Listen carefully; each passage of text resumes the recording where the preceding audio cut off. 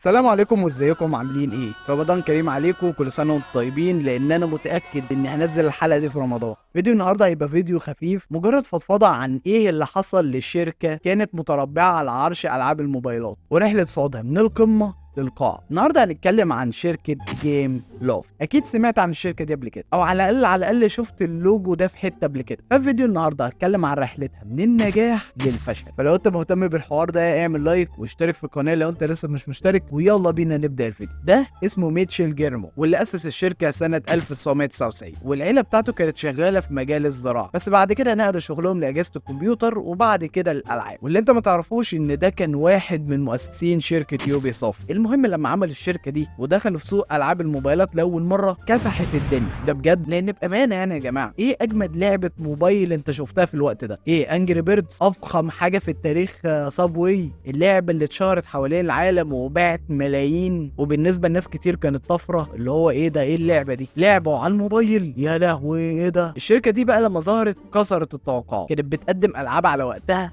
العلمي، واللي كانت بتسجل مئات الملايين من الداونلودز من التحميلات يعني، وكانت بتكسب ارباح كبيره جدا. فده اللي خلى الناس متعشمه قوي في الشركه ومنتظرين منها الحاجه الغير طبيعيه، الشيء الخيالي اللي مفيش منه اتنين. وعلى الرغم من شعبيتها الجامده وقتها، الا ان كان في ناس بتقول ان الشركه دي بتستنسخ العاب، افكارهم بتبقى مقلوده ومستوحاه من العاب تانية لعبناها. واحب اقول لك بان كلامهم فعلا صح، لان لعبه زي جانجستر فيجاس اكيد مستوحاه من جراند ثيفت اوتو، ولعبه نوفا مستوحاه من لعبه هيلو، وشادو جاردن مستوحاه من انشارت، وزومبي انفكشن مستوحاه من ريزيدنت ايفل، والعاب تانية كتير. لدرجه ان في سنه 2011 حد كان بيساله تقول ايه للناس اللي بيقولوا على العابك ان هي مستنسخه، فكان رده بان صناعه الالعاب نادرا لما بتشهد مفاهيم جديده، وان في خلال سنه واحده بس ممكن تظهر فكره ولا فكرتين حوالين الالعاب الموجوده. سواء كنت تتفق او تختلف مع الكلام ده، الا انه فعلا حقيقي. عندك مثلا فكره زي لعبه ببجي اللي اتحلبت في العاب من الموبايل والبي سي، فكره كانت جديده ومش متشاف. فالراجل بصراحه من وجهه نظري كان كلامه صح، ولكن في نفس الوقت موضوع الاستنساخ ده كان ملحوظ قوي. ده اسامي الالعاب نفسها ساعات بتبقى مستوحاه من العاب تانية، بس على الرغم من كده هتلاقي المطورين ما بيهملوش خالص بالكواليتي بتاعت اللعب. العاب فعلا متطوره على وقتها وتجربه لعب ما حصلتش. بس كان في مشكله صغيره، لو لاحظت في العاب جيم لوفت هتلاقيها ما فيهاش اعلانات، او مش بشكل فج زي العاب الموبايلات التانية اللي لما تلعب مثلا ثانيتين تلاقي اعلان في وشك. حاجه تقرف وبيبوظ عليها تجربه اللعبه، وحاجه يعني قرف. فمطورين الشركه كانوا فاهمين كده كويس، وبرغم ان الشركه كانت عارفه كم الارباح اللي هتكسبها من ورا الاعلانات، الا انهم كانوا رافضين الموضوع وعوضوها بالحاجات اللي جوه اللعبه اللي ممكن تشتريها، سكن مثلا معين، سلاح، كوينز، وهكذا. وكان في طريقه تانية الشركه بتكسب منها ارباح، وهي نظام الاي او اس. وهو ان عندهم في امريكا لما يجي حد يشتري جهاز الايفون بيبقى فيه من جوه لعبه من العاب جيم لوفت، فبرضه كانت بتكسب من الموضوع ده وبتكسب كتير قوي. وزائد كمان ان اغلب العابها مش مجانيه، العاب لازم تشتريها عشان تلعبها، لان طبعا هيقدم لك تجربه مختلفه. طبعا ما تستغربش من حوار ان العاب جيم لوفت دلوقتي بقت مجانيه، استنى عليا هتشوف هي بقت مجانيه ليه. طب سؤال هنا، الشركه بتهتم بالكم اكتر ولا بالجوده؟ برغم ان الشركه انتجت اكتر من 190 لعبه، الا انهم دايما بيصرحوا بان اهم حاجه الجوده، وان تجربه اللعب هو رقم واحد بالنسبه لهم. ومن الحاجات اللي خلتها تنجح وتشتهر بانها ما كانتش بتصدر نوع واحد من الالعاب. يعني بتحب العاب الشوتينج واسلحه وكده، تعال عندنا العاب شوتينج. بتحب انت السباقات والعربيات والريس، تعالى يا باشا عندنا العاب ريس. بتحب انت جو جي تي اي وتومي وسي جي والجو ده، تعالى يا باشا عندنا سلسله جانكس. بتحب البنات ايه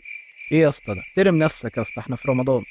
بس هتلاقيها عندنا برضه، كل الالعاب هتلاقيها عند الشركه دي. ولكن الفتره اللي بين 2014 ل 2015 تبتدي هنا المشاكل، مع ان الشركه دي بتعلن بفخر بان العابها ما فيهاش اعلانات، وان تجربه اللعب هي اهم شيء. ما كانتش تعرف بان الموضوع ده هيخسرها كتير. زي ما انت قلت في الاول اللي احنا مهتمين جدا بالجوده، وان تجربه اللعب هي نمبر 1، ما الكلام ده محتاج فلوس، هنصرف على التطوير ازاي؟ وللاسف في نفس الفتره الالعاب ما كانتش بتجيب الارباح الجامده اللي كانت بتجيبها في الاول. فمن بعدها ميشيل اضطر ان هو يعمل شركه تانية اسمها جيم لوفت ادفرتايزنج سولوشن، وده عشان يشغل اعلانات على العاب. طب خلاص يا عم حلينا موضوع الاعلانات، في مشكله تانية. العاب زي فورتنايت وبابجي بدات تظهر، العاب بامكانيات عاليه واونلاين وبجرافيك كويس وفور فري مجاني. وده اللي خلاها تتحط في موقف وحش قدام اللاعبين، بان في غيرك بيقدم جوده ما بيختلفش عن الجوده اللي انت بتعمليها وفي نفس الوقت فور فري، فاحنا هنروح للمنافس. ده اللي خلاها بعد كده انها تحول العابها لالعاب فور فري، او معظمهم مش كلهم. لعبه لعبه مثلا زي جانجستر فيجاس في الاول كانت بفلوس بس بعد كده بقت مجانيه، وللاسف على فتره 2015 ل 2016 جيم لوفت كانت بتحتضر، خسرت خسائر كبيره جدا بلغت خسائرها ل 16 مليون يورو، وقفلوا 7 من استوديوهاتهم. الشركه كانت بتموت لغايه لما تيجي شركه من بعيده تحاول تساعدها، شركه اسمها فيفنت، شركه فرنسيه في الاصل، كانت ضامه معاها شركه اكتيفيجن وبليزرد، انت متخيل؟ بس انفصلوا عن بعض في الاخر، فحبت قوي حوار الالعاب وتقرر انها تخوض التجربه دي تاني، بس مع شركه زي جيم لو اللي كانت برضو تقيله ومعروفه بالعابها، بس كانت حظها حلو لان الشركه اساسا كده كده كانت بتحتضر، فعاوز تشتري اسهم، خلاص يا عم اهلا وسهلا، انا اساسا كنت محتاج سيوله عشان الشركه ما تفلس، وبالفعل الشركه تساعدها، وفي البدايه تاخد 6% من حصه الشركه، وبعد كده تزيد تبقى 10%، وعلى اخر شهر فبراير وصلت نسبتها في الشركه ل 30%. من هنا ميتشل حس ان في حاجه غلط، فيفندي كده شكلها هتبلع الشركه، وكان بيكلم المساهمين بان محدش يبيع اسهمه للشركه دي، بس للاسف محدش كان سامعه، وعلى شهر يونيو توصل نسبتها ل 56% وتبقى هي المساهمه الاكبر في الشركه. ميتشل من بعديها ساب جيم لوفت وانتقل لشركه يوبي سوفت، لانه كان عارف كويس جدا خطه استحواذها على الشركه، وبالفعل بعد ما مشي وصل نسبتها ل 96%، يعني بشكل رسمي الشركه بقت بتاعتها. وما اقدرش انكر بانها حاولت تصحصح الشركه شويه، وعملوا جزء جديد للعبه نوفا اسمها نوفا ليجاسي، بس للاسف كان في مشكلتين. المشكله الاولانيه بان المراحل بتاعت اللعبه قليله جدا، فده اللي خلى اللعبه تبقى ممله، والمشكله الثانيه بان مفيش حد كان مهتم باللعبه خالص، لما نزل ما كانش ليه اي اقبال، فده اللي خلاها تجيب ارباح مش حلو. والحاجه اللي الشركه دي ما كانتش فاهماها بان دلوقتي بقى في ابديت، انت مثلا لو حبيت تعمل جزء جديد او تضيف حاجات جديده للعبه من خلال ابديت صغير يحل لك المشكله دي، فللاسف الشركه ما كانتش مدركه الحوار ده بشكل كامل، وكانوا موقفين التحديثات للعبه القديمه بتاعت نوفا، مع ان في ناس كتير عجبتها ومن ضمنهم انا، بس لما عملوا الجزء الثاني الناس المعجبه باللعبه في الاساس ما عجبتهمش اللعبه. وفي مشكله كمان ما كانش واخده بالنا منه، وهي كثره المنافسين في المجال، شركه زي تنسنت ونيت ايز حتى اكتيفيجن عملت لعبه كول اوف ديوتي على الموبايل، وشركه زي يوبي سوفت اعلنت نواياها بانها تخش السوق بالالعاب بتاعتها، سوق العاب الموبايلات يعني، فالساحه فجاه بقت زحمه، وجيم لوفت لقت نفسها ملهاش مكان في المنافسه دي، على الرغم من الخسائر والايام السوداء اللي شافتها الشركه، الا ان العابهم بتسجل 1.5 مليون